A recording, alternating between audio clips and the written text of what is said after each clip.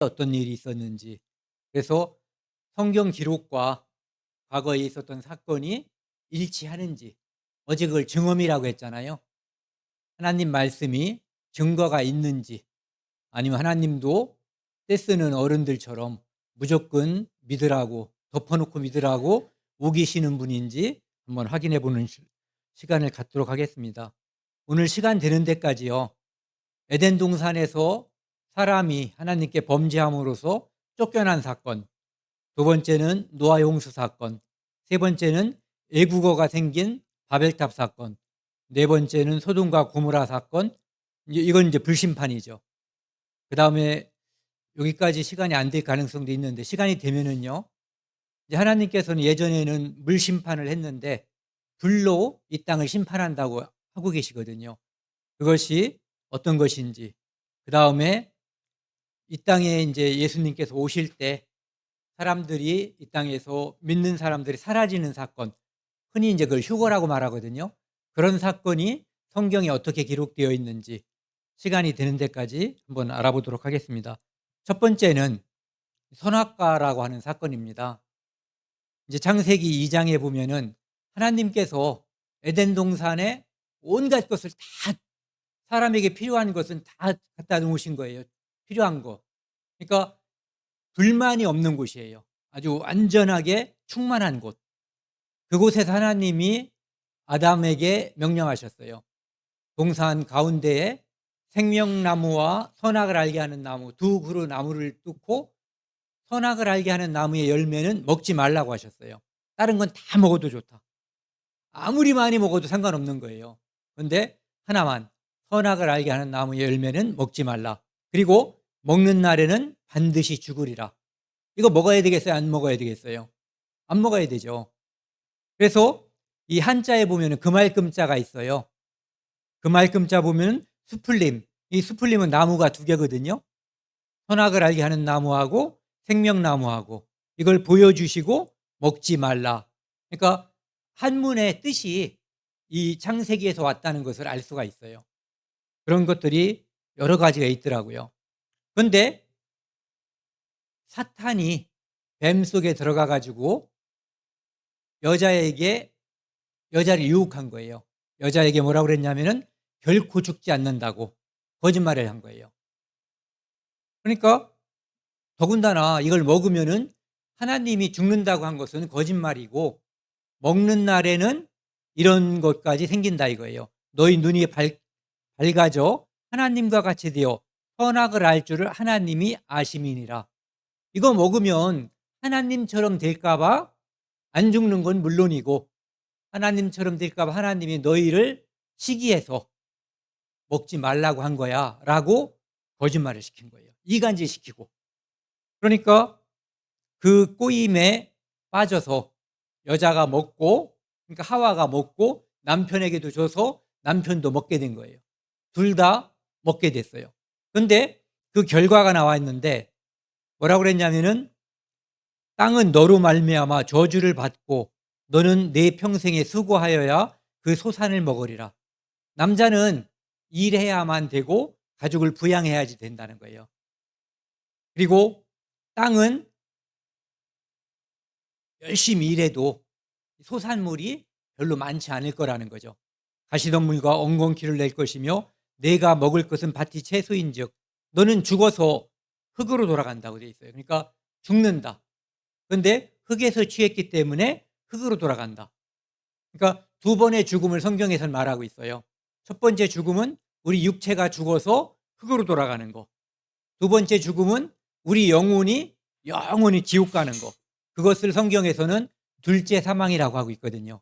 그런데 그것이 첫째 사망, 육체가 죽는 것, 둘째 사망, 영원히 지옥 가는 이 일이 이 선악과를 먹는 일로 인해서 아담을 비롯해서 모든 인류에게 그 결과가 빚어졌다, 이렇게 설명하는 거예요. 그래서 너는 흙이니 흙으로 돌아갈 것이니라, 죽을 거다라는 얘기죠. 그래서 많은 사람들이 죽음에 대해서 이야기하고 있거든요. 의사들도 죽음에 대해서 이야기하고 철학가들도 죽음에 대해서 이야기하고 있어요. 그런데 하나님은 인간의 죽음에 대해서 이렇게 말하는 거예요. 선악과를 먹었기 때문에 하나님 약속대로 너희에게 죽음이 오고 또 영원한 형벌인 지옥에도 가게 되었다라고 하는 거예요. 그러니까 하나님께 반역함으로써 반역자 집안 전체가 다 반역자가 되었다, 이런 뜻이에요. 이것이 이제 첫 번째, 그래서 여기서 죽게 되고 에덴 동산에서 아담과 하와가 쫓겨나는 거예요, 심판으로. 그러니까 죽음과 쫓겨남이 생긴 거예요. 그다음에 두 번째 사건은 전 지구에 걸친 홍수 사건이에요. 이 사건으로 인해서 지구에 수많은 사람들이 살았는데 그중에서 딱 8명만 사는 거예요. 다 죽고. 그것을 한번 알아보겠습니다. 홍수 전에는 땅에 비가 내리지 않았어요. 그래서 안개만 온 땅에 이렇게 올라왔고, 그러니까 샘물 같은 게 송송송 올라와 가지고 온 땅을 적셨던 거예요. 비는 오지 않았던 거죠. 그러니까 비가 와서 이 지구를 멸망시킨다고 하니까 똑똑한 사람들은 그것을 상식적으로 믿기가 어려웠던 것도 사실이에요. 왜냐하면 비가 한 번도 안 왔으니까. 비가 뭔지도 몰라요. 그런데 비가 와서 다 죽는다라고, 방주에 타라고 하니까 사람들이 그 말을 믿지 않은 거예요. 그런데 하나님은 한 번도 하지 않은 그 일도 할 수 있거든요. 그런데 그렇게 하나님께서 세상을 심판하신 이유가 뭐냐면은 죄악 때문이에요. 죄악이 가득했기 때문에. 그래서 하나님께서 사람뿐만 아니라 가축이나 새나 짐승들, 그러니까 물고기 말고 방주에 타지 않는 모든 사람들은 짐승과 다른 것들까지 다 죽이기로 했어요. 그런데 하나님께서 노아는 하나님께 은혜를 입었더라. 그러니까 노아는 하나님 말씀을 믿었더라 같은 뜻이에요. 노아가 600세 되던 해, 이거 잘 기억해 두세요. 몇 살이요? 네, 600세 되던 해 2월 17일 날, 여기 같이 읽겠습니다. 여기 큰 기품의 샘들이 터지며 하늘의 창문들이 열며 40주야를 비가 땅에 쏟아졌더라. 땅속에서는 지화수가 터져 오르고 하늘에서는 창이 열려가지고 비가 엄청나게 쏟아졌다는 거예요. 어마어마한 비가 쏟아진 거예요. 얼만큼? 40일 밤낮으로. 장마가 져도 멈추지 않고 계속 오는 건 없어요. 24시간도 계속은 안 와요. 멈췄다 오고 그러는 거지. 그런데 그때는 밤낮 끊기지 않고 24시간 40일 동안 계속 비가 쏟아진 거예요. 그냥 두레박 같은 거로다 들어붙듯이 왔다고 볼 수가 있는 거죠. 여기 밑에 보시면은 이 사건은 실화라는 거죠. 전설의 고향 같은 건 이렇게 나오죠. 옛날 어느 마을에 김씨 총각이, 아니면 성씨도 없이 뭐 머리가 긴 어떤 총각이, 이렇게 나오거든요. 그런데 이 사건은 노아 600살 2월 17일 날 비가 오기 시작했다, 40일 왔다, 이런 얘기를 분명하게 전하고 있는 거예요. 여기 이 배를 보시면은요, 방주라고 하는 것은 교회 다니는 사람들한테는 익숙한 말인데 교회 다니지 않는 사람들은 그게 뭔가 생각을 해요. 방주는, 일반적인 배는 이렇게 생겼어요. 유선형으로다가 물의 저항을 감소시키기 위해서 물고기 모양으로 생겼거든요. 그런데 방주라고 하는 것은 어디를 빨리 가거나 목적지가 있는 게 아니에요. 그 안에 타고 있는 사람들과 동물들이 안전하게만 보존되면 되는 거예요. 그래서 이렇게 네모진 직육면체 상자처럼 생긴 거예요. 이 상자가 길이는 한 150m, 너비는 25m, 높이는 15m 되는 속에 1층, 2층, 3층으로다가 하고 안에 칸막이를 했어요. 그래서 여기는 뭐 닭이 있고 여기는 소가 있고 이런 식으로 구분한 거예요. 여기는 사람 있고 여기는 식량을 두고, 그리고 안과 밖에 역청으로 칠했어요. 그래서 물이 안으로 새들어오지도 않고 1년 동안 물속에 있어야지 될지도 모르니까 썩지 않게 하기 위해서 역청은 아스팔트 있잖아요. 거기에서 그 콘크리트, 아니 그 뭐죠? 예, 콜타르, 그 부분만을 말하는 거예요. 그거로다가 딱 칠해 가지고 썩지도 않게 하고 물도 스미지 않게끔 한 거예요. 그래서 40일 동안 비가 오니까 땅에 움직이는 생물은 다 죽었어요. 물고기만 사는 거죠. 그리고 방주에 탄 8식구, 노아와 아내, 셈과 아내, 함과 아내, 야벳과 아내, 이렇게 8식구만 살았어요. 그리고 그 안에 탔던 짐승들이 한 쌍씩, 그리고 정결한 짐승은 7쌍씩을 일부 뒀어요.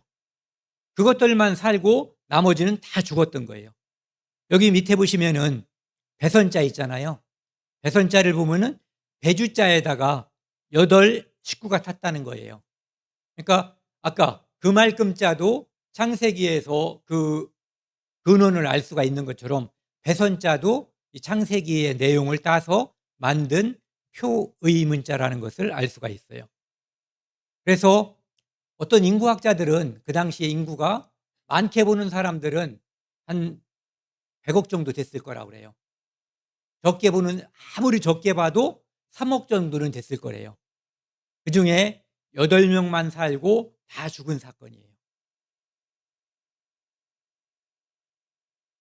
근데 이제 하나님께서 심판이 끝났으니까 이제 방주 안에 있는 사람들과 짐승들을 이제 땅으로다가 내보내기 위해서 그 출렁거리고 있는 이 물을 하나님이 처리하는 거예요. 근데 지구 밖으로는 보낼 수가 없어요. 하나님은 보낼 수도 있겠죠, 능력으로 볼 때는. 그런데 이 지구 안에서 처리를 하는 거예요. 잠깐만 이걸 보세요. 이게 이제 이 지구라면은 지금 이제 여기거든요. 근데 물이 이만큼 두껍게 이만큼 둘러싸고 있는 거예요. 온 지구를 여기까지 찼다고 보는 거죠. 그러니까 방주가 여기에 떠다니는 거예요. 그런데 무슨 일이 있었는지 방주가 점점 내려가서 아라랏산에 걸렸다는 거예요.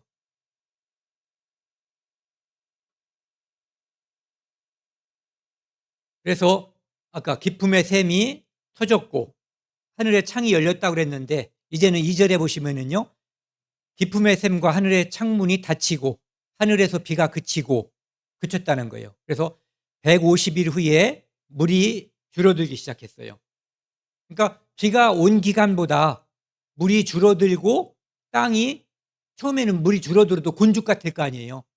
이 지구 전체가 다 물속에 들어 있었으니까. 그래서 그 땅이 다시 딱딱해지는 데까지 시간이 걸려요. 그런데 그 방주가 일곱째 달 곧 그달 11의 날에 방주가 아라랏산에 머물렀으며, 그러니까 600년 7월 17일 날 방주가 아라랏산에 이렇게 걸쳤다. 이렇게 부력이 있어서 떠올랐다가 물이 빠지니까 이렇게 내려와서 산에 걸렸는데 그 산 이름이 아라랏산이다, 이런 얘기예요. 이 아라랏산 실제 모습이에요. 여기 5,165m 되는 산이기 때문에 만년설이, 꼭대기는 여름에도 이렇게 만년설이 늘 있는 그런 산이라고 그래요. 근데 그 산은 오늘날에는, 옛날에는 이제 아르메니아라고 하는 나라가 옛날에 소련에 속해 있었거든요. 그런데 지금은 아르메니아, 투르키예, 이란의 경계에 있어요. 그런데 투르키예가 가장 많이 차지하고 있어요, 이 아라랏산을. 높이가 이렇게 되고 만년설이 덮여 있고요. 고대 페르시아 사람들은 이 산을 노아의 산이라고 불렀대요. 또는 노아의 마을. 그 다음에 상륙지. 해가 이렇게 내려와서 걸쳤으니까 상륙지라고 부른 거예요. 그리고 옛날에는 이 방주가 노출이 된 적이 있어가지고 본 사람들도 많다는 거죠. 그래서 200여 명이 이 방주를 봤고, 마르코 폴로도 자기가 방주를 봤다고 동방견문록에 기록을 했고, 우주비행사 이 어인이라는 사람도 이것을 본인이 직접 가서 봤다라고 이야기하고 있어요. 그런데 눈 속에 있어가지고 뭐 잘 드러나지 않는다고 그래요. 여기에요. 여기 아르메니아, 그다음에 투르키예, 이란, 여기가 바로 마운트 아라라트라고 돼 있어요. 아라랏산. 여기 보시면은 이것은 이제 아르메니아라고 하는 나라의 국장이에요. 그런데 여기 가운데 보이세요? 산이 있고 거기에 뭐가 있잖아요. 뭐냐면 이게 그 나라는 자기들이 노아의 후손, 노아의 아들 중에서 셈의 후손이라는 것을 자부심을 가지고 있어요. 그래서 국장에 아라랏산과 이렇게 노아의 방주를 문양으로 새겨 놓은 거예요.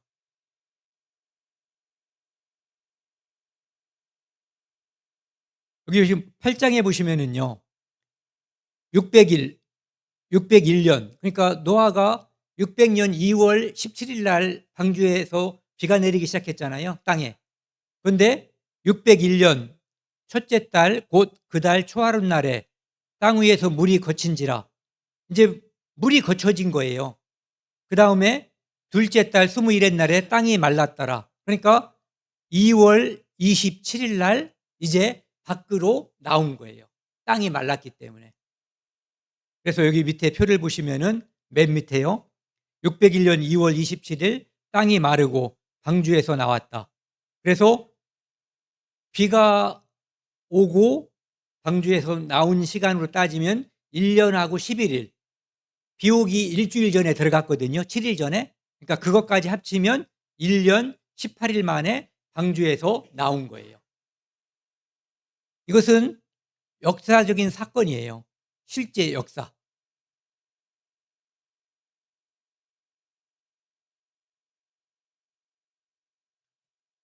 이제 홍수와 관련된 것은 간단하게 말씀을 드렸고요. 이제 홍수와 관련된 것을 듣다 보면은 의문이 생길 수가 있어요. 그 많은 물은 어디로 갔는가? 지구가 있으면 이 지구 전체를 다 감싸고 있었던 물이 어디론가 사라졌잖아요. 그래서 우리는 지금 묻에 살고 있거든요. 물이 어디로 갔는가 이거죠. 그것을 먼저 한번 살펴보자고요. 이 욥기 어제 말씀드렸잖아요. 4,000년 전에 욥이란 사람한테 하나님께서 주신 말씀이에요. 물은 그 덮었던 물들이 돌같이 굳어지고, 무슨 뜻이에요? 얼음이 얼었다는 얘기예요. 바다의 수면은 얼어붙느니라. 그래서 남극과 북극에 엄청나게 얼음이 얼어서 얼음이 쌓이고 쌓이고 쌓이니까 얼지 않은 곳에 있는 물들이 양쪽으로 계속 흘러가서 거기서 쌓이게 된 거예요. 하나님이 그걸 보낸 거예요. 바람을 불게 해가지고. 그래서 이걸 한번 살펴보자고요. 물을 저장하는 방법은 크게 두 가지 방법이 있어요. 하나는 큰 그릇을 만드는 거죠. 그래서 그릇 중에 제일 큰 그릇이 바다예요. 그래서 깊은 바다를 하나님이 만드시고, 그 다음에 또 한 가지 방법은 얼음을 얼리는 거예요. 근데 이 얼음을 얼리는 것은 조건이 있어요. 0도씨 이하로 떨어지면은 다시 녹아요. 그러니까 그곳은, 얼음이 얼어 있는 그곳은 영하를 유지해야 되는 거죠. 그러니까 남극과 북극은 늘 추운 거예요. 그 얼음을 유지해야만 이 지구가 다시 덮이지가 않기 때문에요. 그래서 큰 그릇은 마리아나 해구 챌린저 해안 같은 데는 11km가 된대요. 바다 깊이가. 그런 곳에 물을 많이 저장한 거고, 바다의 평균 깊이가 3,800m. 저는 주로 서해안에 왔다 갔다 해가지고 바다가 그렇게 깊은 줄 몰랐어요. 평균적으로 3,800. 지구에 있는 땅 높이는 평균적으로 840m. 그러니까 땅을 전체를 다 갈아서 바다에다 넣으면 적어도 3,400m, 3,500m 정도 되는 바다가 될 거예요. 왜냐하면 바다의 면적하고 육지의 면적 중에 바다가 2배 이상 많거든요.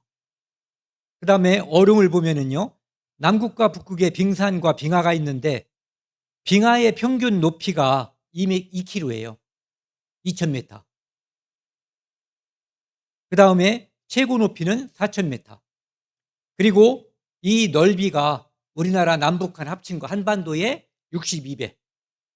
그렇게 넓은 얼음들이 존재하는 거예요.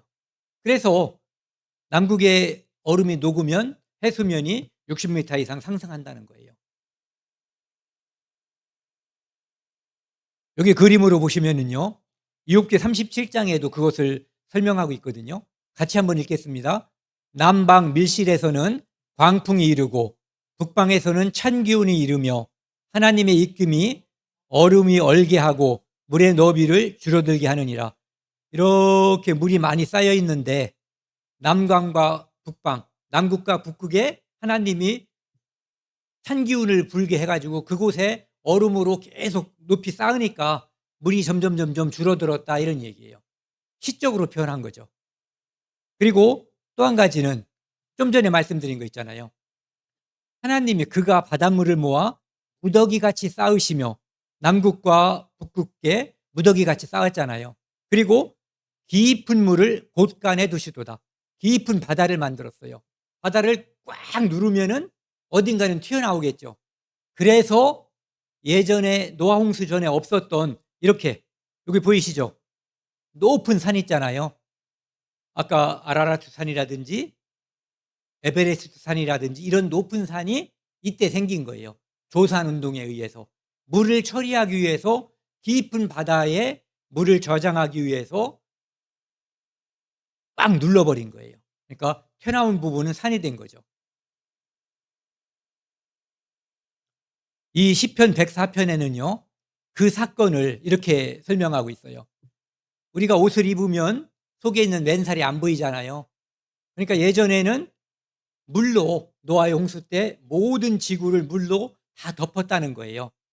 옷으로 덮음 같이 주께서 땅을 깊은 바다로 덮으심에 물이 산들 위에 올랐으나, 아무리 높은 산도 그 위에 물이 있었다는 거예요. 그런데 하나님께서 꾸짖으시니까 물이 도망하고, 어디로 도망했겠어요? 아까 말씀드렸잖아요. 남극과 북극으로 가서 얼음이 됐고 깊은 바다에 흘러 들어갔다는 거예요. 그래서 주께서 그들을 위하여 정하여 주신 곳으로 흘러갔고 산은 오르고 골짜기는 내려갔나이다. 이 골짜기가 있어야 물을 저장하는 거예요. 깊은 바다를 만드는 거죠. 그래서 9절 같이 읽겠습니다. 주께서 물의 경계를 정하여 넘치지 못하게 하시며 다시 돌아와 땅을 덮지 못하게 하셨나이다. 그래서 하나님이 물의 경계를 뒀어요. 여기는 바다, 여기는 육지. 그 경계에 모래를 둔 거예요. 그래서 파도가 아무리 뛰어놀아도 바다 모래에 오면은 팍 죽어버리죠. 방파제에 가면은 파도가 오면은 10m 이상 막 솟아올라요.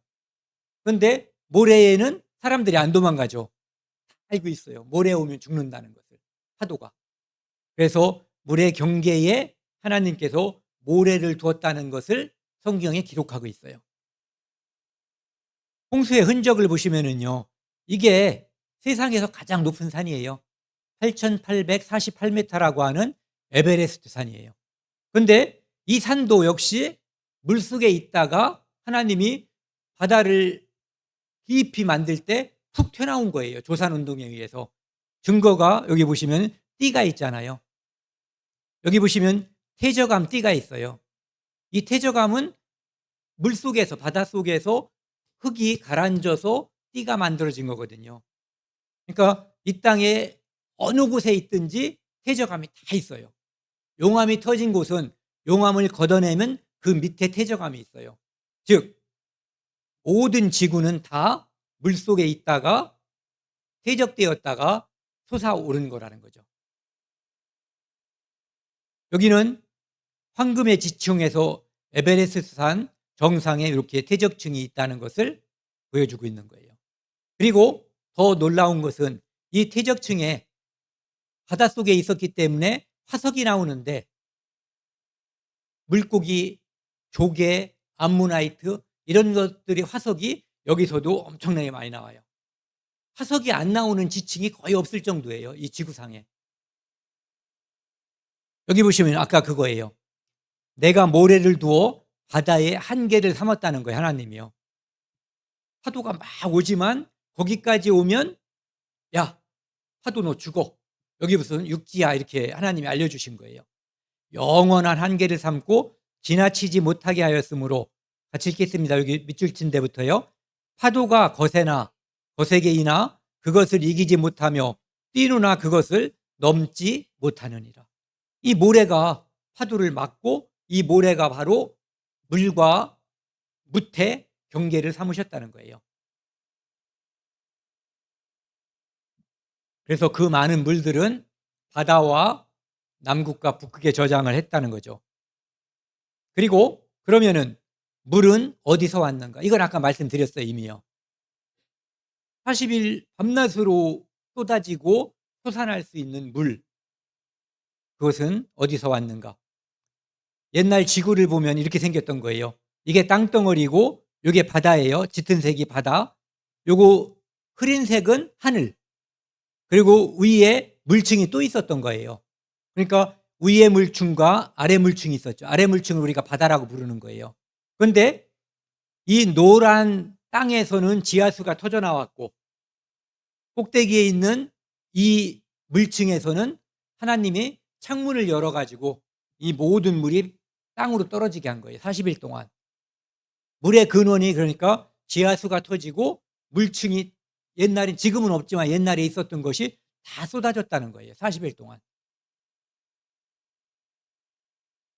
여기 보시면은 이렇게 지구가 있으면 이 위에 이렇게 물층이 있었다는 거죠. 여기 보시면 하나님이 하늘을 궁창이라고 그랬어요. 하나님이 하늘을 만드사 하늘 아래의 물과 하늘 위의 물로 나누게 하시니 그대로 되느라. 하늘 아래의 물은 바다, 하늘 위의 물은 좀 전에 보여드렸던 지금은 사라진 그 물층을 가리키는 거예요. 창세기 7장에 보시면은 물이 어디서 왔는가? 아까 말씀드렸잖아요. 큰 기품의 샘들이 터지며 하늘의 창문이 열려서 40일 동안 비가 왔다라고 했는데 창세기 8장 2절 홍수가 끝날 때쯤에는 이렇게 돼 있어요. 기품의 샘과 하늘의 창문이 닫히고 하늘에서 비가 그쳤다 이렇게 돼 있는 거죠. 여기 보시면 다시 한번요. 평면적으로 보면은 땅층이 있었고 물층이 있었어요. 바다가. 그 다음에 여기는 하늘이 있었고 하늘 위에 물층이 있었는데 이 땅에서 지하수가 솟아올랐고 이 위에 하늘 위에 있는 물층에서 물이 땅으로 쏟아진 거예요. 40일 동안. 그리고 이걸 보시면은 놀라운 사실이에요. 지구에 있는 물을 다 합치면은 100이라고 치자고 100. 그런데 그 중에서 바닷물이 97.47%예요. 압도적이죠. 짠 물이 97.4%. 그 다음에 우리가 먹을 수 있는 민물은 2.53%밖에 안 돼요. 그런데 민물 2.53% 중에 빙하로 존재하는 것이 70%. 그러니까 우리가 먹을 수 있는 물은 거의 대부분이 빙하인 거예요. 그 다음에 지하수가 30%. 그럼 우리가 맨날 보는 수돗물, 욕조에 고여있는 물, 여기 있는 이런 물, 호수에 있는 물, 강물 이거 다 합쳐봤자 0.4%밖에 안 돼요. 그러니까 우리 눈으로 보는 물은 실제로 0.4%밖에 안 되는 거예요. 대부분이 남극과 북극에 있고 지하에 있는 거죠. 그래서 이 지하수가 터져왔고 바닷물이 하늘에서 쏟아진 물이 바다에 가 있다는 것을 우리가 알 수 있어요. 그 다음에 세 번째는 노아 아까 몇 살이라고 그랬어요? 600세. 인간 수명이 600살 이렇게 장수할 수 있었나? 옛날에 국민학교 책에 나오는 게 뭐죠? 오래 산 사람? 동방사기? 뭐 몇천 년 살았다고 그러는데 성경에서는 몇천 년은 나와 있지 않고요. 제일 많이 산 사람이 기록상 969세예요. 무드셀라라는 사람. 그걸 한번 살펴보겠습니다. 인간이 과연 그렇게 오래 살 수 있었는지. 이 노아라는 사람은 홍수 전에 600살이었잖아요. 나와서 이제 350년을 살아가지고 950세에 죽었어요. 그러니까 노아는 950살. 그런데 여기 보시면 이제 노아라는 사람이 950세라고 되어 있고요. 첫 번째 사람인 아담은 930살. 셋은 912세. 당시에 일찍 죽은 사람이 있어요. 라멕 777세. 그래서 평균적으로 그 당시에는 900살 정도를 살았던 거예요, 기록에 의하면. 그런데 이 기록은 하나님이 기록한 성경 말씀에 있는 거예요. 이 말씀이 신빙성이 있는 거거든요. 그런데 왜 그렇게 오래 살 수 있었는가에 대해서 이유가 있을 거 아니에요. 여기 보시면은 이제 과기대 노희천 교수라고 하는 사람인데 인간 수명이 900살이 가능했다는 거예요. 이유가 뭐냐면은 홍수 전에는, 노아홍수 전에 하늘에 물층이 존재해 가지고 햇빛 속에 생물에 해로운 고주파 방사선을 차단해 줬다는 거예요. 우리 사람도 식물도 동물도 해로운 그것을 물층에서 막아줬다는 거예요. 그런데 홍수 후에 그 물층이 사라짐으로써 해로운 방사선이나 고주파 이런 것들이 직접 사람이나 동식물에 왔기 때문에 수명이 줄어들었다는 얘기죠. 그래서 옛날에는 적당한 온도와 햇빛을 보내서 지구 전체가 온난한 기후였다는 거예요. 지금은 남극과 북극은 춥죠. 왜냐하면은 이 얼음이 얼면 녹으면 안 되니까 하나님이 춥게 만들어 놓은 거예요. 그런데 예전에는 엄마 뱃속 양수 속에 태아가 있는 것처럼 이 양수는 온도가 똑같은 거예요. 그것처럼 지구는 예전에 홍수 전에는 북극, 남극, 적도 다 거의 똑같은 온도였던 거예요. 사람이 살기에 아주 좋은 온도. 여기 보시면은요, 태양, 해에서 지구에 이제 광선을 보내거든요. 그런데 자외선도 있고 가시광선, 적외선이 있거든요. 이 자외선이 주로 사람들한테 해를 끼치는 거예요. 그런데 이 자외선을 예전에 물층에서 막아줬던 거예요. 그런데 지금은 이 자외선으로 인해서 자외선이 옛날에 막았던 것이 물층이 없어짐으로써 그냥 오니까 어떤 일이 생기냐면은 화상도 걸리고 생기고요. 피부암, 기미 주근깨, 주름 이런 것들이 다 자외선 때문에 생긴다는 거예요. 그리고 수명이 감소된 거예요. 여기 보시면 태양에서 이런 것들이 오는데 여기 보시면 전파, 마이크로파, 적외선 이런 것들은 물을 뚫고 들어와요. 그런데 자외선, X선, 감마선, 사람 몸에 해로운 이런 것들은 물층에서 예전에는 걸러줬던 거예요. 지금도 태양이 비추고 옛날도 태양이 비추거든요. 그런데 예전에는 물층에 의해서 사람 몸에 해로운 것들이 걸러졌고 지금은 거르지 못하고 있다는 것을 보여주고 있는 거예요. 그래서 대기권 위에 투명 수막으로 지구를 보호했다. 그래서 옛날에는 적도, 극지방 모두 온화한 기온이었는데 해로운 방사선도 이 물층이 차단했다는 거예요. 그런데 홍수 때 파괴됐다는 거죠. 이런 그림이에요. 지구가 있고 위에 이렇게 물층이 있었어요. 그리고 오존층도 옛날에는 이렇게 두꺼웠던 거예요. 그런데 물층이 떨어져 가지고 물층 자체는 없어졌고 오존층은 이렇게 얇아진 거예요. 그래서 외국 여행 가려면 꼭 선글라스 가져오라고 막 하잖아요. 왜? 한국은 그나마 오존층이 괜찮은가 봐요. 그래서 홍수 후에 이 물층이 사라지고 오존층도 얇아졌기 때문에 사람이 수명이 급격히 감소됐다는 것을 이야기하고 있어요. 그것을 증명하는 그래프예요. 홍수 전에는 보통 900살 정도 살았어요. 여기 짧게 산 사람 777세 라멕이고요. 노아는 950세 살았고요.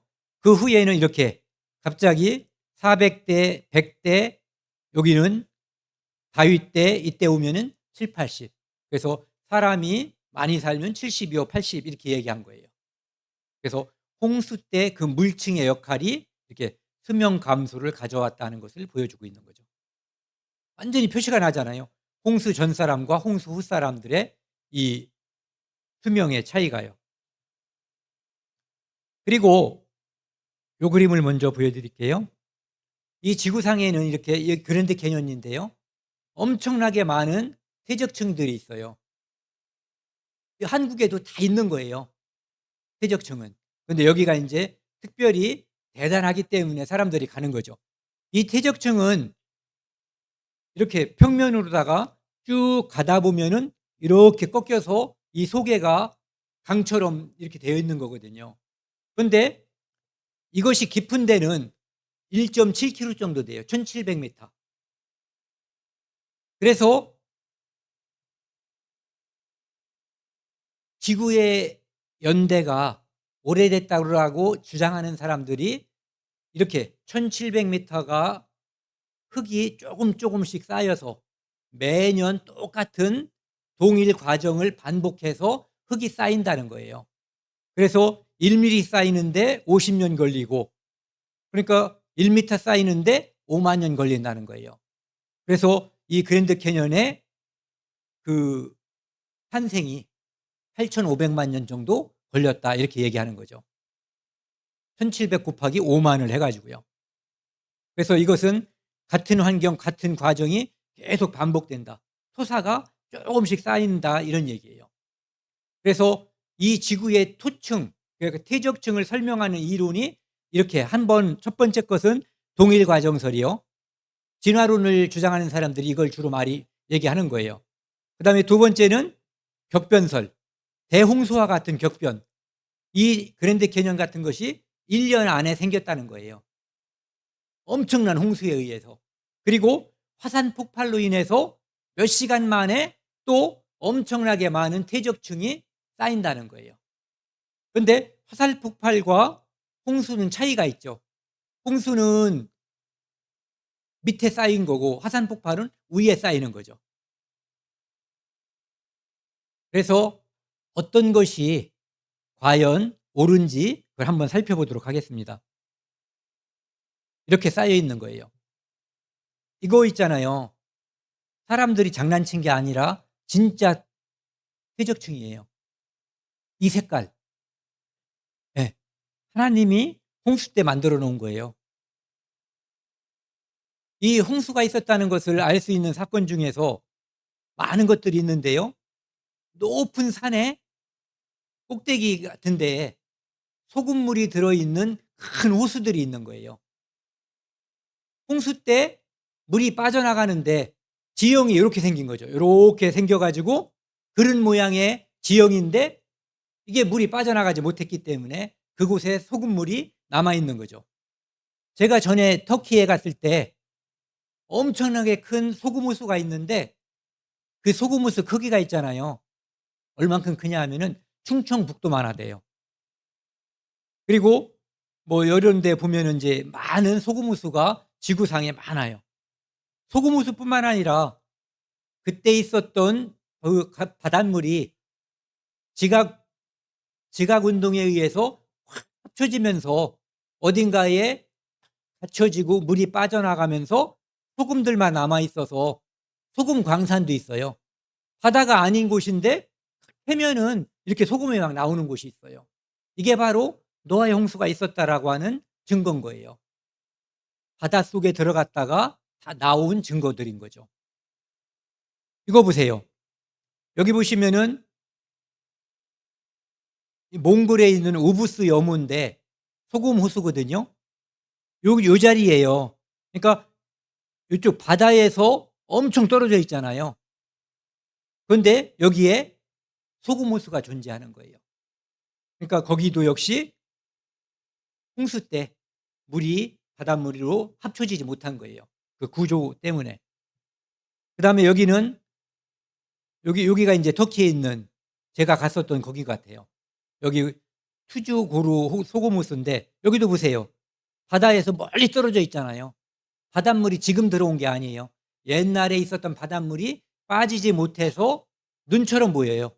이렇게 소금 호수가 있는 거예요. 그리고 홍수 사건이 있어서 퇴적층이 많이 생겼다라고 하는 것, 그리고 이 세상에 있는 생명체는 진화된 것이 아니라 태화됐다라고 하는 증거들이 있어요. 요거 지금 요즘 크기 바퀴벌레예요. 요게 한 8cm 정도 되는 거거든요. 이건 그럼 몇 cm 되겠어요? 이건 잡아먹어도 되는 거예요. 한 끼 식사가 충분하죠. 그러니까 홍수 전에는 이 바퀴벌레 화석이 나타났는데 이렇게 큰 거예요. 지금 것보다 부피, 용량, 무게로 따지면 한 10배는 될 거예요. 그죠? 예. 그리고 거북이. 사람보다 월등히 커요. 3m 정도 되는 거북이 화석이 발견된 거예요. 그러니까 홍수 전에는 사람이든 다른 동물들도 엄청 컸던 거예요. 그런데 환경이 나빠지면서 진화된 게 아니라 퇴화된 거죠.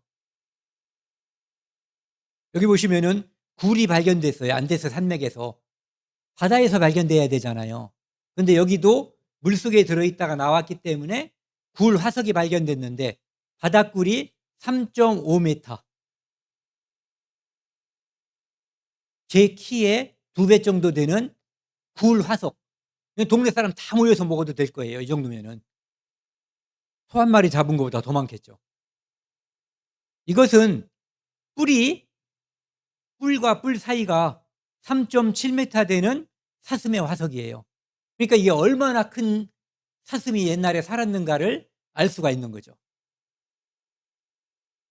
여기 보시면은 아까도 말씀드렸잖아요. 히말리아 산맥의 에베레스트 산에서 그 퇴적층에서 화석들이 나온다고. 여기 보시면은 이렇게 조개 화석 같은 것도 나오고 물고기 화석, 식물 화석 뭐 이런 것들이 그 속에서 바다 생명체의 화석들이 나오는 거예요. 지구상에서 가장 높은 산 속에서. 왜? 거기가 바닷속에 있었는데 하나님이 산은 올라가고 골짜기는 내려갔나이다. 조산운동에 의해서 이렇게 된 거예요. 그리고 이런 것들. 여기는 알프스 산맥, 우랄 산맥, 그다음에 여기는 로키 산맥. 이 산맥들 중에서 화석이 발견되지 않는 산맥이 없다는 거예요. 그 높은 산에서 다 엄청나게 많은 바다 생명체 화석이 발견된다는 거죠. 여기 보시면은 이것은 이제 잠자리 화석이거든요. 그런데 크기가 1m예요. 이 잠자리 화석이 왜 중요하냐면요. 아까 동일 과정설과 격변설을 말씀드렸어요. 동일 과정설은 1cm, 1mm 쌓이는데 예, 예, 잠자리예요. 엄청나게 많은 이 토사가 한꺼번에 쌓여서 열과 압력이 가해져야만 화석이 만들어지는 거거든요.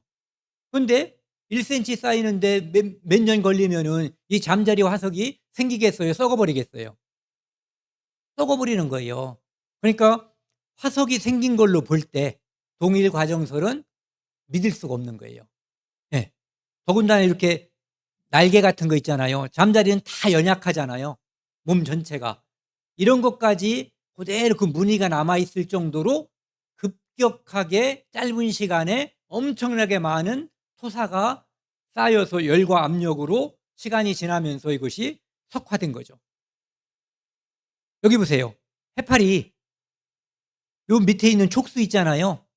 요 연약한 촉수까지도 화석이 된 거예요. 동일 과정설에 의하면 이것은 다 썩어버려야지 화석이 될 수가 없는 거죠. 그러니까 대격변, 홍수가 있었다는 것을 알 수가 있는 거예요. 이거 보세요. 물고기가 다른 물고기를 먹는 순간에 화석이 된 거예요. 그러니까 이것을 몇 년에 걸쳐서 됐다면 뼈까지 다 썩죠. 실험 삼아서 고등어 한 마리 사다가 집에다가 놓고 먼지를 매일 1mm씩 한번 뿌려보세요. 이게 화석이 되는지 아니면 썩어서 없어지는지. 이거 보세요. 새끼가 낳는 순간에 화석이 돼버린 거예요. 새끼를 낳는 순간. 그러니까 급격한 어떤 사건, 우리가 성경에서 보는 홍수 사건이 있었다는 것을 알 수가 있죠. 이 1886년도에 뉴질랜드에서 화산이 터졌는데요. 산 꼭대기가 29km나 날아가 버렸대요. 엄청나게 큰 화산이 터져가지고. 그래서 그 옆에 있었던, 그 주변에 있었던 집에 화산재가 다 쌓여서 이제 이 집에 들어갈 수가 없게 된 거예요.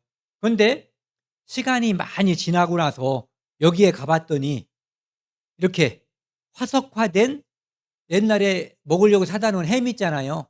그게 화석이 된 거예요. 그러니까 이렇게 퇴적암이 생기고 화석이 되는 시간이 진화론자들이 말하는 것처럼 수억 년 또는 수천만 년이 아니라 이 화산은 즉각 생긴 거거든요. 하루 만에. 그리고 여기 보시면 그 집에서 발견된 거예요. 소세지, 모자도 화석이 됐고요. 아까 이게 요거예요. 햄. 그다음에 밀가루 푸대도 화석이 돼 버렸어요. 이것은 다지층 화석인데 요 지층하고 밑에 있는 지층하고 요 위에 있는 지층이 달라요. 그런데 이 잎사귀가 10cm 정도 된단 말이에요. 그러면은 아까 동일 과정설에 의하면 이 10cm가 쌓이는데 몇만 년 걸린단 말이에요. 그러면은 이 이파리가 남아 있겠어요? 썩겠어요? 있을 수가 없는 얘기예요. 그래서 급격한 격변에 의해서 물과 모래, 진흙 이런 것이 한꺼번에 몰려와서 압력과 열에 의해서 화석이 됐다라고 볼 수밖에 없는 거죠. 여기 워싱턴주에 있는 세인트 헬렌이라고 하는 그 화산이 터졌는데요. 여기 보시면은 처음 터진 거는 80년 5월 18일 날 터졌어요. 그리고 두 번째는 6월 12일 날 터진 거예요. 그리고 나중에 80년 그 후에 한 번 더 터졌어요.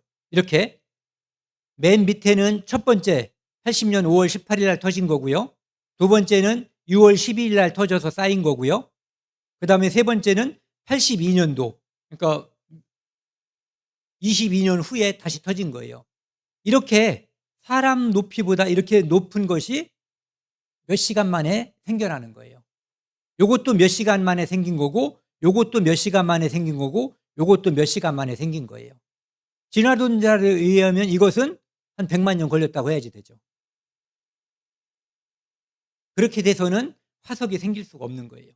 그리고 저희가 어렸을 때 이제 그 과학책에서 이런 걸 배웠거든요. 그 단양에도 굴 있잖아요. 종유석 굴. 거기 가면은 이런 걸 갖다가 위에서 밑으로 내려오는 것을 종유석이라고 하고 밑에서 위로 올라가는 것을 석순이라고 하고 두 개가 이렇게 합쳐진 것을 석주라고 그래요. 그런데 이것이 진화론자들은 이것이 1m 자라는데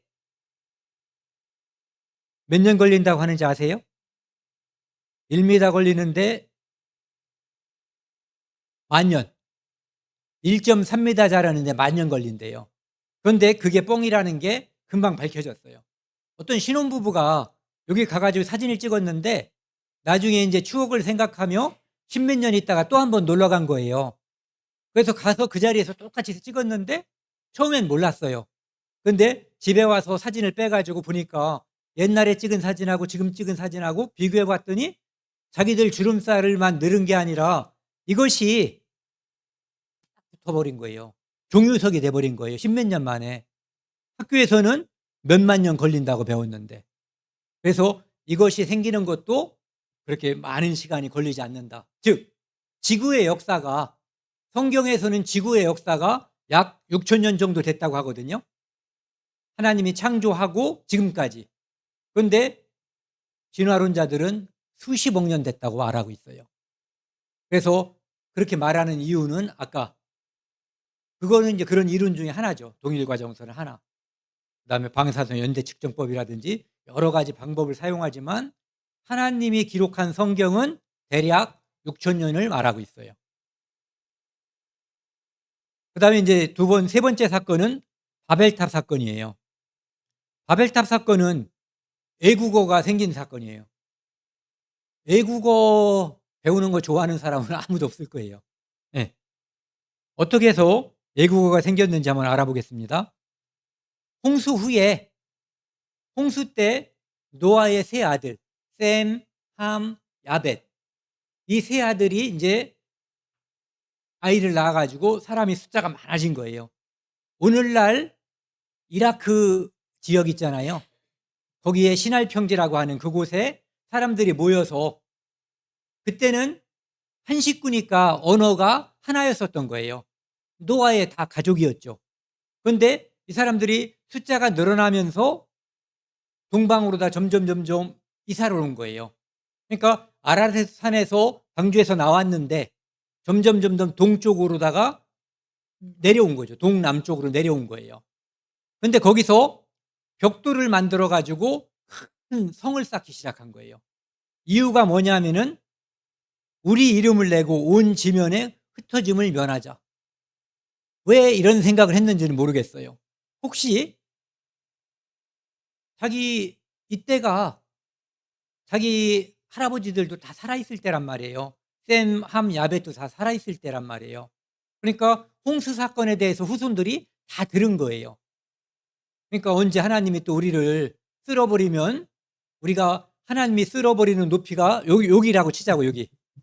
근데 이 높이보다 훨씬 더 높게끔 성을 만들어서 하나님이 우리를 쓸어버리려고 우리를 흩으려고 했을 때 우리가 똘똘 뭉쳐서 반항하자. 이런 의미를 가졌을지도 모르겠어요. 어쨌든 흩어짐을 면하자고. 근데 흩어짐을 면하려고 성을 쌓았는데 성을 쌓았기 때문에 흩어지게 됐어요. 하나님이 인간들이 모여서 하나님께 도전하기 위해서 성을 쌓으니까 하나님이 언어를 혼잡하게 만들어 버렸어요.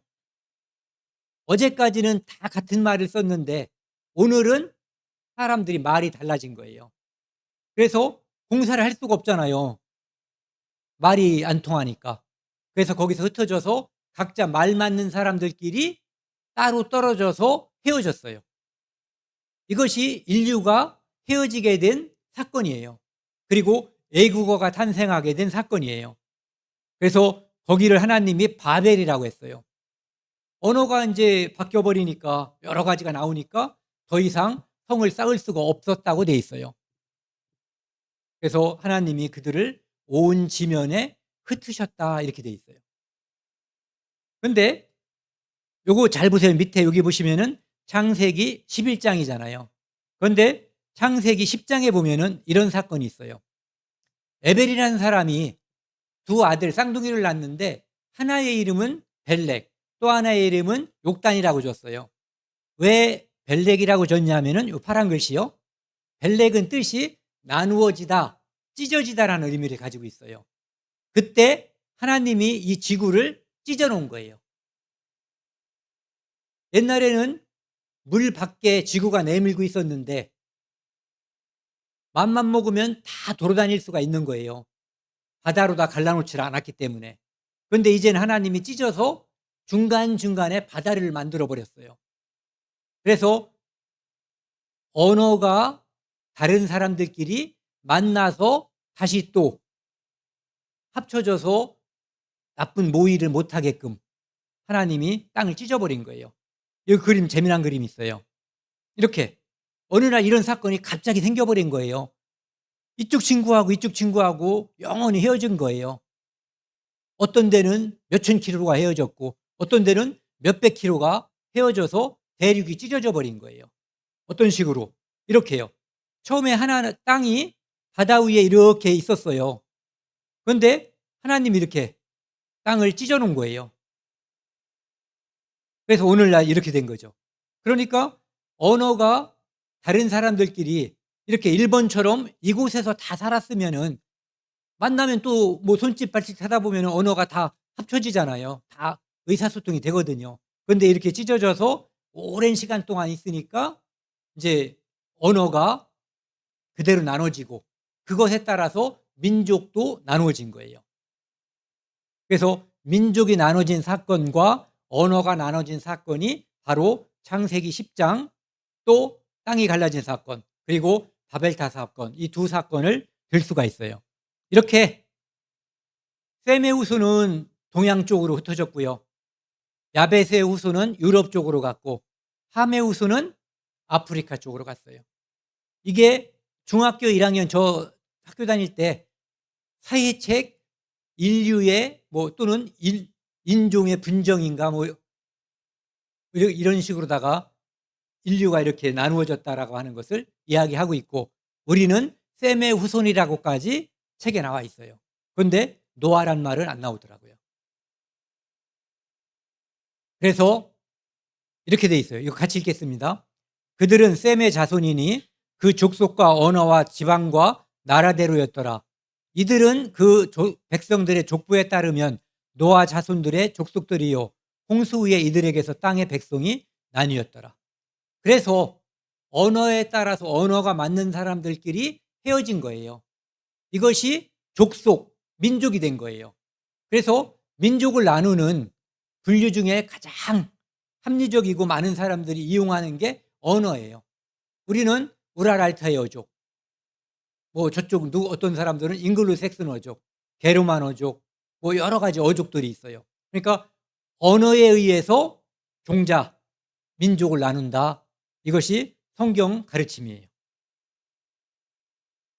이렇게 피부 색깔도 다르고 뭐 코 높이도 다르고 하지만 한 혈통에서 있었던 사람들이 각각의 언어가 맞는 사람들끼리 헤어진 거예요.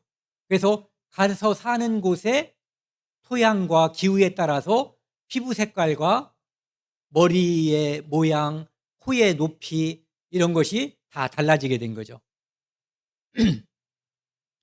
그다음에요. 네 번째 사건은 소돔과 고모라 사건이에요. 이 소돔과 고모라 사건은 하나님께서 이 성경에 교회를 다니신 분들은 이분 이름이 익숙한데요. 아브라함이라는 사람. 아브라함의 조카가 있었어요. 이름이 롯이라고 하는데 어쨌든 아브라함이 있었고 조카가 있었는데 둘이 재산 싸움이 일어났어요. 그래가지고 서로 헤어졌어요.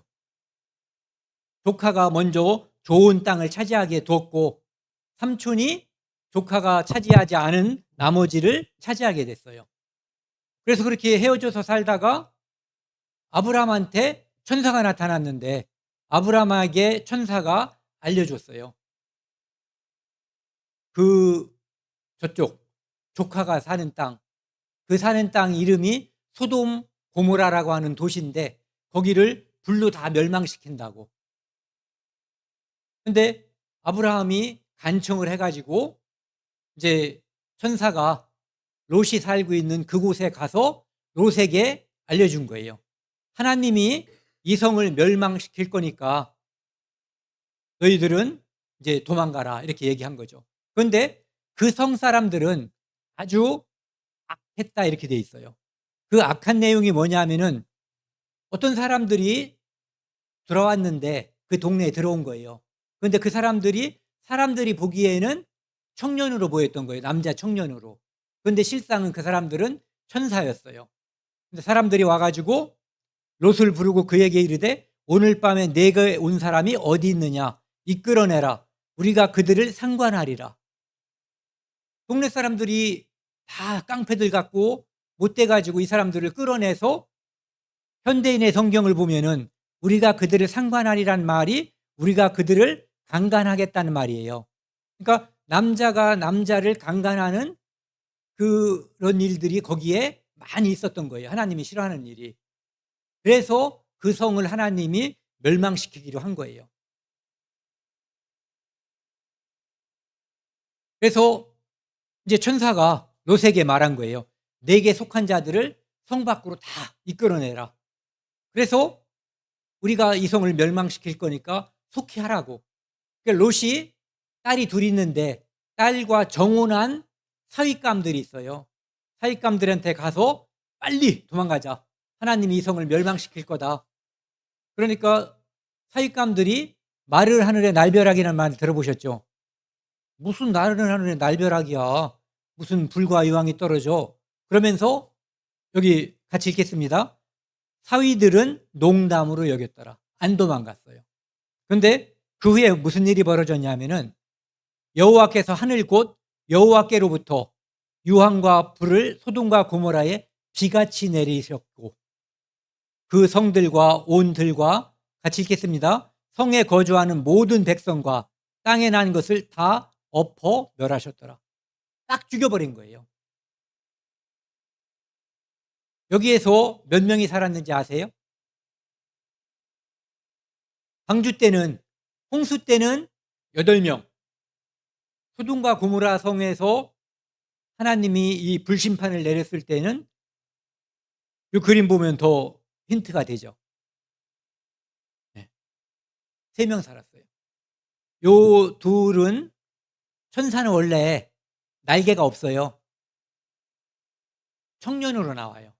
그런데 이제 이게 청년 천사라는 걸 보여주기 위해서 그냥 그린 것 같아요.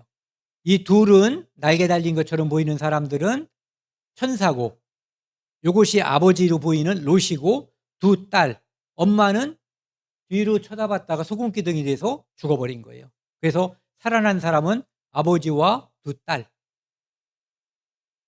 이 아버지와 두 딸이 살아서 이제 동굴에 들어가서 살았는데, 그곳에서 두 딸이 아버지에게 술을 먹이고 관계를 해가지고 큰 딸이 자식을 낳게 됐어요. 모압이라는 자식. 둘째 딸도 자식을 낳게 됐어요. 베놈미라고 하는 자식을. 베남미. 그런데 지금 그것은 오늘날 그 요르단 있잖아요. 국가. 거기에 조상들이라고 볼 수 있어요. 그러니까 소돔과 고모라 사람들은 다 죽었잖아요. 그리고 살아남은 사람들은 소돔과 고모라가 불로 유황으로 멸망했다는 것을 증거할 사람은 3사람인데, 이 3사람은 내가 소돔과 고모라에서 살아나왔다라고 말하기가 곤란한 사람이에요. 왜? 아버지와 딸과의 불륜에 의해서 자식을 낳고 민족이 생겨났기 때문에요. 예. 그런데 많은 사람들이 소돔과 고모라 성을 이렇게 고고학적으로 발굴하려고 노력을 했는데 발굴을 못했어요. 그래서 포기했죠. 소돔과 고모라는 성경엔 기록되어 있지만 하나님이 거짓말로 써놓은 것 같다. 그런 도시는 없다라고. 그런데 또 다른 고고학자가, 다른 사람들은 5m, 6m 팠다면 이 사람은 20m 가까이 판 거예요. 너무너무 많은 화산재가 쌓였기 때문에 조금 파가지고는 소돔과 고모라 성이 발굴이 되지 않았던 거예요.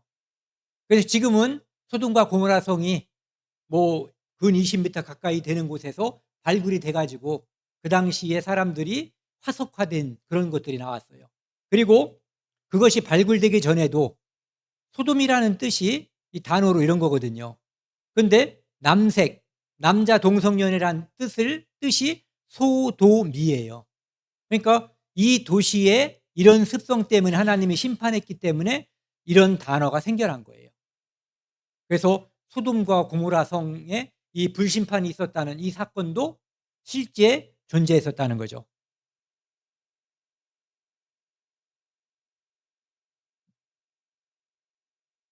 그런데 홍수 사건도 그렇고 이 소돔 사건도 그렇고 피할 수 있는 길을 하나님이 주신 거거든요. 그런데 농담으로 여기고 피하지 않았기 때문에 멸망당한 거예요.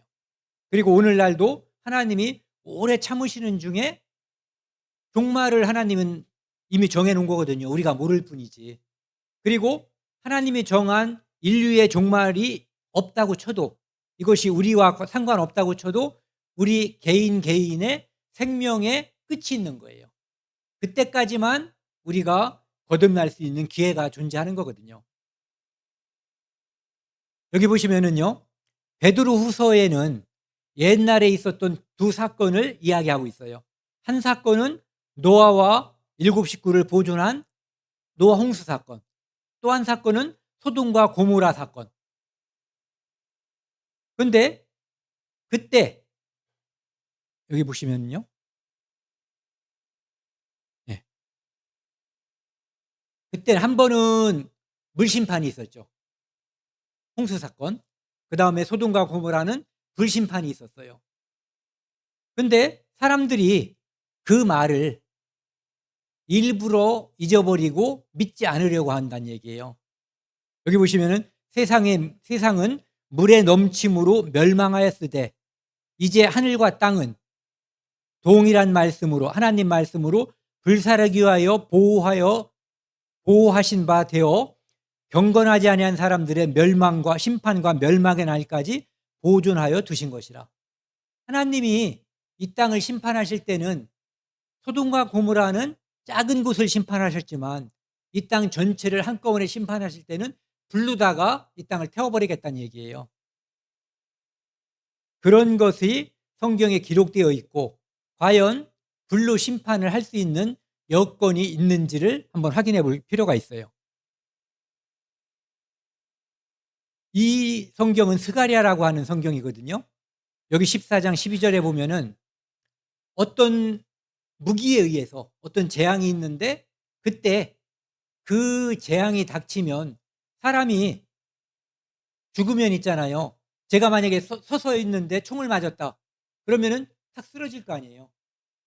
그리고 나를 묻든 묻지 않든 쓰러진 다음에 썩는 거예요. 그런데 이 무기는 사람이 섰을 때에 살이 확 녹아내린다는 얘기예요. 그런 무기에 의해서 이 땅이 심판을 받는다는 거예요. 그리고 여기 보시면은 눈동자가 눈구멍 속에서 썩으며 물기가 많은 곳에 있는 것이 먼저 흘러내려 버리는 거예요. 혀가 입에서 썩을 것이요. 같이 읽겠습니다. 예루살렘을 친 모든 백성에게 여호와께서 내리실 재앙은 이러하니 곧 섰을 때에 그들의 살이 썩으며 그들의 눈동자가 눈구멍 속에서 썩으며 그들의 혀가 입속에서 썩을 것이요. 이런 무기는 역사상 없었어요. 그런데 핵무기라는 거 있잖아요. 이게 생겨나고 나서 과학자들이 이것은 핵무기가 터졌을 때 일어나는 재앙이다라고 하는 것을 이야기하고 있는 거예요. 제가 이제 영상을 보여드릴 건데요. 그 영상을 보실 때 핵무기가 탁 터져가지고 방사능에 의해서 살이 순간적으로 녹아내리기 때문에 엑스레이 찍으면은 뼈만 보이잖아요. 그렇게 되는 모습을 이 성경을 믿는 사람이 만든 영화예요. 많은 곳에 그 장면이 나와요. 번쩍하고서 서 있는 사람들이 쓰러지기 전에 살이 다 없어져서 엑스레이처럼 나오는 거. 그 부분을 관심 깊게 한번 봐보세요.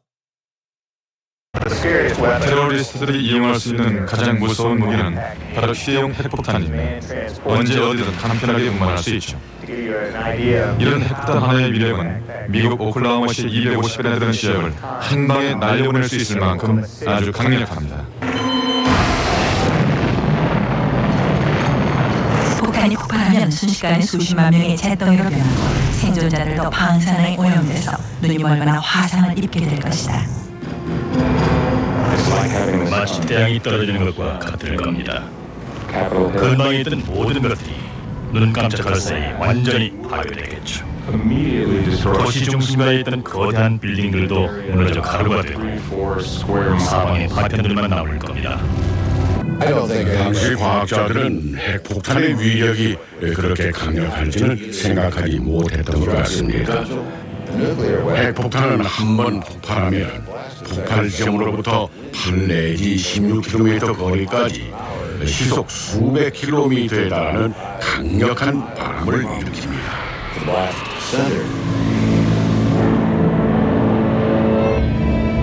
그리고 수 킬로미터 안에 있는 모든 것을 불태우며 거대한 불이동을 만들죠.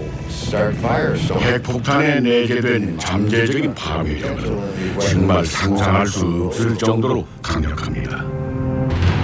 1945년 8월 6일 오전 8시 15분 B-29 폭격기 한 대가 일본의 히로시마에 원자 폭탄을 투하했다.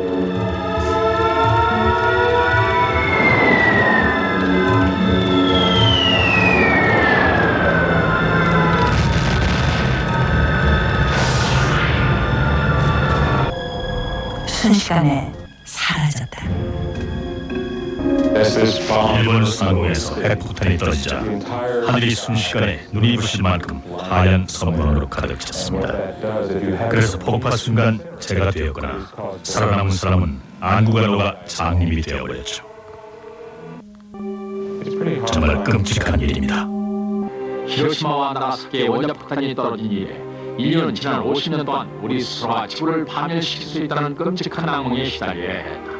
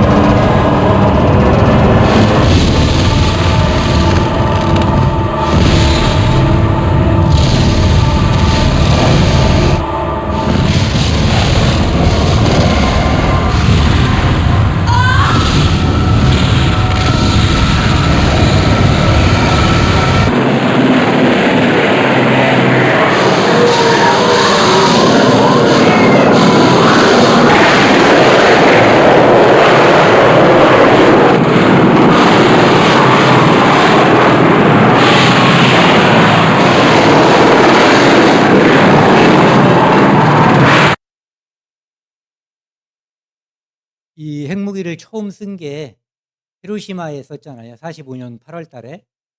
그때 썼던 핵무기 이름이 이제 핵폭탄 이름이 리틀 V라고 하는 거래요. 한 번에 떨어뜨려 가지고 한 16만 명 정도가 죽었고요. 그리고 병 걸려서 나중에 죽은 사람들 빼고.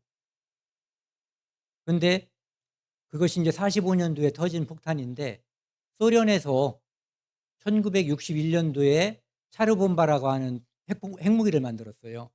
근데 그 핵무기는 1961년도에 만든 건데 히로시마에 터진 이것보다 3,333배의 위력을 가지고 있대요. 근데 차르본바라고 하는 히로시마의 3,333배의 위력을 가지고 있는 것이 지금부터 63년 전의 기술이에요. 핵무기 초기 기술. 지금은 그거보다 훨씬 더 살벌한 기술들이 만들어져 있는 거죠. 그래서 과학자들이 지금도 말하는 게 지구상에 있는 핵무기의 10%만 터져도 지구상의 인구는 전멸한다는 거예요. 한 명도 살지 못한다는 거죠. 어마어마한 이제 충격이 가해질 수 있는 무기가 불심판이 물론 이제 이건지 아닌지는 우리가 정확하게 말할 수가 없어요. 하나님은 그런 재앙이 있을 거다라고 했고 불로다 심판하고 한다고 했지. 혹시 모르죠. 하나님께서 그 소돔과 고모라에 내렸던 것처럼 그냥 불과 유황을 이 땅에 다 하늘에서 쏟아 부을는지도 모르는 거고요. 어쨌든 인간이 만들어 놓은 기술, 인간이 만들어 놓은 과학에 의해서도 이 땅은 멸망할 준비가 다 돼 있다는 거죠. 그리고 히로시마 상공에 이 폭탄이 떨어지기 전에요. 미국에서 비행기가 온 거예요. 몇 년, 몇 월, 며칠 날 여기에 엄청난 폭탄이 떨어진다. 그러니까 히로시마 사람들은 50리 밖으로 도망가라고 그랬어요. 50리 밖으로. 그러니까 20km 밖으로 도망가라는 거죠. 그러니까 일본 사람들 중에 대다수는 뭐야, 옛날 폭탄 아시잖아요. 팡 터지면 흙이 팍 패지고 그 주변에 있는 사람들 죽었잖아요. 그런데 50리 밖으로 도망가라고 하니까 사람들이 믿지 않고 농담으로 여긴 사람들이 많은 거예요. 그 사람들은 다 녹아버렸고 원자병에 걸렸고 이렇게 된 거예요. 그런데 그 종이를 믿고 도망간 사람은 역사의 증인이 된 거예요. 그때 내가 히로시마에서 이거 삐라 요 전단지 한 장 보고 도망가서 우리 식구는 살아남았다 이렇게 말을 하는 거죠. 하나님은 처음부터 종말을 말씀하신 분이거든요. 그분이 말씀하시기를 심판이 있다는 거예요. 종말이 있다는 거. 그리고 그것을 증거로 우리에게 주신 게 이 성경책이에요. 그래서 우리는 이 성경에 나와 있는 종말을 대비해야지 돼요. 그게 바로 거듭나는 일이고 영생을 얻는 일이에요. 그것만 되어 있으면 언제 어떤 모습으로 내가 죽음을 맞든 암이 걸려서 죽든 자다가 정말 천운처럼 죽든 교통사고로 죽든 뭐 넘어져서 죽든 아무런 문제가 없는 거예요. 죽을 준비만 되어 있다면은요. 준비를 하라고 이제 이런 시간을 갖는 거거든요. 준비를 하자는 거죠. 그다음에 제가 여기까지 6번까지 못할 줄 알고 굉장히 빨리 했나 봐요. 6번을 할 수 있게 됐어요. 6번은 제가 이런 거 할 때 잘 얘기를 안 했어요. 왜냐하면은 이 사건은 성경에 나와 있는 매우 중요한 사건이에요. 흔히 말하는 휴거라고 하는 거죠. 그런데 이것을 이단들이 많이 얘기하고 불발되고 거짓이 되고 그런 바람에 이것을 말하면 사람들이 성경에 명확하게 하나님께서 말씀하셨는데 저것들 뭐 색안경을 끼고 보고 그런 일이 생기고 그러니까 사람들이 말하기를 꺼려해요. 그래서 저도 맨 뒤에다 놨다가 시간이 되길래 하는 거예요. 그런데 지금까지 말씀드린 어떤 사건보다도 중요한 사건이에요. 이 일은 뭐냐면은 예수님께서 예수님이 이 땅에 2번 오신다고 되어 있잖아요. 초림은 2000년 전에 오셔서 십자가에서 돌아가시고 부활하셔서 승천하셨고 다시 오시는 거예요. 그걸 재림이라고 하거든요. 재림일 때는 2번에 걸쳐서 오시거든요. 한 번은 공중 재림하시는 거예요. 공중에서 오실 때 이 땅에 거듭난 그리스도인들을 다 데려가는 거예요. 그래서 첫 번째는 그리스도를 믿는 거듭난 그리스도인이었는데 죽은 사람들, 지금 무덤 속에 있는 사람들, 그 사람들이 부활해서 예수님께 붙어버리고, 두 번째는 이 땅에 살아있는 사람들이 공중으로 저희가 갑자기 올라가면 안 되잖아요. 그러니까 변화해서 신성한 몸으로 변화해가지고 예수님께 올라가는 거예요. 이 사건을 휴거라고 그러거든요. 그런데 이 사건이 예전에 뉴턴 아시죠? 아이작 뉴턴. 이 사과 떨어지는 것을 보고 만유인력의 법칙을 발견했다는 그분이 크리스찬이었어요. 그분 때 유럽에서는 영국에서 그 휴거라고 하는 일이 있을 거다라고 막 소문이 났었는가 봐요. 그러니까 이제 믿는 사람도 있고 믿지 않는 사람들이 있는데 믿지 않는 사람들이 믿는 사람들을 조롱한 거예요. 특별히 뉴턴은 누구예요? 만유인력의 법칙. 이거 보세요. 중력의 중심인 이 지구로다가 물체가 떨어진다는 것을 발견한 사람이 뉴턴이에요. 그런데 뉴턴이 공중으로 사람들이 사라진다는 것을 믿다니 이렇게 생각한 거죠. 그래서 다른 사람은 다 믿어도 설마 대과학자인 뉴턴까지 이걸 믿으려고 해서 뉴턴한테 가서 물어본 거예요. 뉴턴님, 댁도 그 정신 나간 그리스도인들이 말하는 것처럼 사람들이 공중으로 사라진다는 휴거를 믿습니까? 이렇게 물어본 거죠. 그러니까 뉴턴이 똑똑한 사람이니까 이 사람이 왜 왔는지 잘 아는 거예요. 그래서 말도 없이 잠깐만 기다려 주세요 하고는 이만한 통에다가 모래 있잖아요. 모래를 가득 담아가지고 온 거예요. 그리고 거기다가 쇳가루, 우리 어렸을 때 자석놀이 했을 때 보면 쇳가루 있잖아요. 그걸 갖다가 거기다가 딱 뿌린 다음에 막 섞었어요. 그리고 이만한 자석, 큰 강력한 자석을 그 위에다 갖다 딱 대니까 여기에서 모래 겉에 있는 쇳가루뿐만 아니라 속에 들어있는 쇳가루까지도 다 따라 올려서 여기서 바들바들 떨고 있는 거예요, 쇳가루가. 그러면서 뉴턴이 쫙 보여주고 이렇게 될 거라고. 사람들은 왜 이 사건을 하나님이 성경에 기록했는데 못 믿냐 하면은 인간의 능력을 믿기 때문에 그런 거예요. 장대 높이 뛰기를 해도 뭐 몇 메다 못 올라가잖아요. 그런데 어떤 사람은 지팡이 짚고 다니는 사람도 있고 어떤 사람은 노인도 있고 어떤 사람은 다리가 없는 사람도 있는데 갑자기 사라진다니까 안 믿는 거예요. 그런데 여기서 모래는 안 움직였죠. 쇳가루만 움직였어요. 쇳가루가 자기 능력으로 올라간 게 아니거든요. 자석, 진함철이 끄는 힘에 의해서 진함철이 끄는 힘에 상응하는 성질을 가지고 있으면 올라가는 거고 모래처럼 상관없으면 안 올라가는 거예요. 그 사건이 아직 안 일어났어요.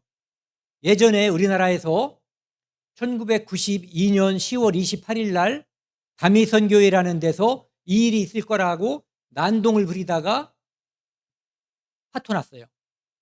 그래서 그 사건이 있고 나서 대한민국에서 그 이야기를 하면 약간 이상하게 보는 경향이 지금까지도 있는 거예요. 그런데 이 일은 분명하게 일어날 거예요. 그리고 이 사건은 어마어마한 사건이 될 거예요. 여기 보시면은 이게 그런 그림이에요. 이렇게 거듭난 그리스도인이 예수님이 공중에 오시면 후련히 사라진다는 거죠. 죽은 자들은 부활하고 살아있는 자들은 변화해서 예수님께 올라가는 거예요. 여기 보시면은 데살로니가 전서 4장인데요. 주께서 예수님께서 호령과 천사장의 소리와 처음에 올 때는 마국간에 정말 형편없는 모습으로 왔고 우리의 죄를 대속하기 위해서 십자가에서 온갖 고난을 받고 죽으시고 부활했지만 나중에 올 때는 심판의 왕으로 오시는 거예요. 그래서 호령과 천사장의 소리와 하나님의 나팔 소리로 친히 하늘로부터 강림하시리니 그리스도 안에서 죽은 자들이 먼저 일어나고, 즉 죽은 자들이 부활한다는 얘기예요. 거듭난 그리스도인이었던 사람들이. 그리고 그 후에 우리 살아남은 자들도 그들과 함께 구름 속으로 끌어올려 공중에서 주를 영접하게 하시리니, 만약에 지금 오신다면 우리 살아있는 사람들은 죽음을 맛보지 않고 변화돼서 올라가는 거예요. 그리하여 우리가 항상 주와 함께 있으리라. 그러므로 이러한 말로 서로 위로해라. 이렇게 기가 막히고 신나는 일이 있으니까 이 땅에서 삶이 어렵고 힘들더라도 위로하라는 거예요. 격려하고. 지금 제가 보여드릴 사건은 이 사건이 있을 것을 가상으로 만든 영화의 한 장면이에요. 그걸 보여드릴게요. Is everything okay? My 비행기 husband, 속이에요. he's disappeared.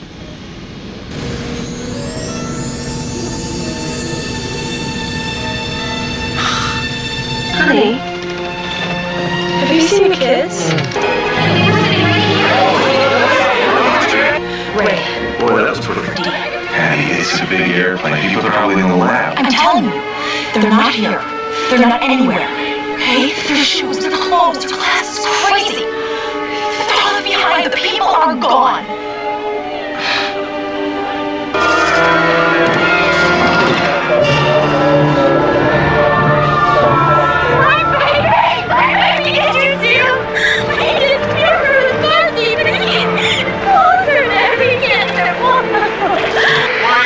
Warning! All air traffic controllers. This is flight crews. Flight down over. Return back. 집에 왔는데 아내도 사라졌어요.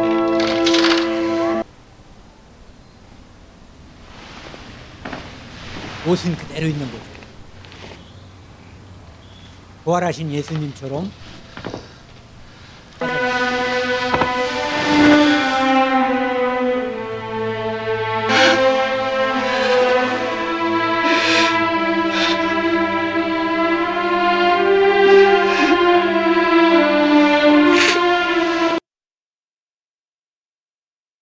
이 일이 있으면은요, 만약에 비행기 조종사가 거듭난 그리스도인이면 사라질 거잖아요.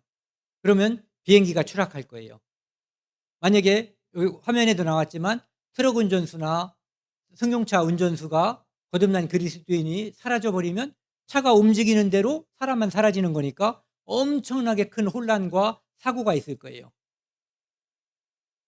그리고 이 땅에서는 아유, 맨날 우리 보고 교회 가자 그러고 뭐 믿자 그러더니 없어져서 좀 속이 후련하다고 그런 생각을 할지도 몰라요. 그런데 그때부터 시작돼 가지고 7년 동안 지옥에 준하는 그런 어마어마한 일들이 이 땅에서 벌어질 거예요. 그것을 사람들은 7년 대환란이라고 불러요. 그때 유대인들이 구원받는 기간이에요. 옛날에 예수님을 영접하지 않은 그 사람들이. 그래서 이 일은 반드시 언젠가 일어날 거예요. 그리고 그때까지가, 이 일이 벌어질 때까지가 우리가 거듭날 수 있는 기회를 하나님이 주신 거예요. 그 후에는 기회가 없어요. 이제 이런 생각을 한번 해보자고요. 가정을 해보는 거예요. 천국도 지옥도 있다고 가정해보자는 거죠. 있을 가능성도 50%, 없을 가능성도 50%인데, 그런데 만약에 없다면, 나는 있다고 믿었는데 없다면, 비록 목사나 친구한테 속았지만 있다고 생각했는데 없으면 큰 문제는 없어요. 화가 나겠죠. 그런데 천국도 지옥도 없다고 생각했는데 있을 가능성, 없을 가능성 둘 다 50%죠. 그런데 만약에 있으면 돌이킬 수 없는 후회와 영원한 지옥 형벌이 따르는 거예요. 우리는 매일매일 교통사고가 안 나요. 1년 내내 무슨 보험이에요 그거? 운전자 보험 말고 자동차 보험. 그거를 내지만 사고 한 번도 안 낼 때도 있어요. 그런데도 보험을 꼭 들거든요. 그런데 확률이 저는 100%라고 믿어요.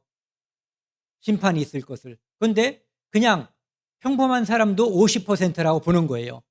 50%인데 그 보험을 들지 않는다? 그것은 어리석은 일이에요. 반드시 보험을 들어야지 돼요.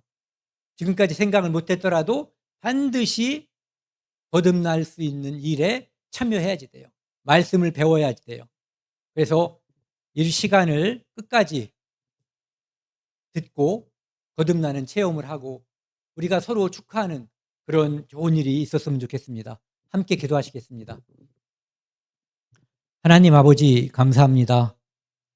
오늘은 하나님의 심판자, 하나님께서 심판하시는 분이라는 것을 함께 나누었습니다. 우리는 하나님 앞에 구원받은 자로서 하나님 앞에 하나님의 자녀가 되고 싶습니다. 우리를 불쌍히 여겨주시고 우리가 말씀을 통해서 거듭나게 해주셔서 심판받지 않고 천국에 대한 소망을 가지고 이 땅에서 살아가는 저희들 될 수 있도록 도와주십시오. 오가는 발걸음도 지켜주시고 내일 이 시간에도 함께하여 주옵소서. 이 모든 말씀 우리를 사랑하시는 예수님 이름으로 감사하며 기도드렸습니다. 아멘.